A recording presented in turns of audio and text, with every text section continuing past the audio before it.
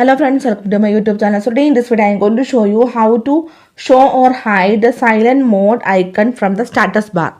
So in this device on the status bar you can see the silent mode icon, you can see here. So let me show you how to hide this silent mode icon from the status bar. This is very simple. Okay, first of all go to settings, then scroll down, tap on sounds and haptics. Then here you can see the option show in status bar.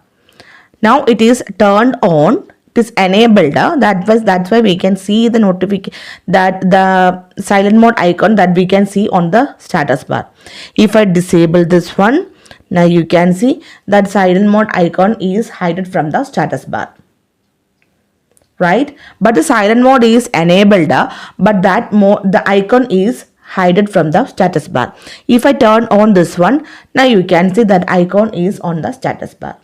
So simply in this way we can show or hide silent mode icon from the status bar in this device.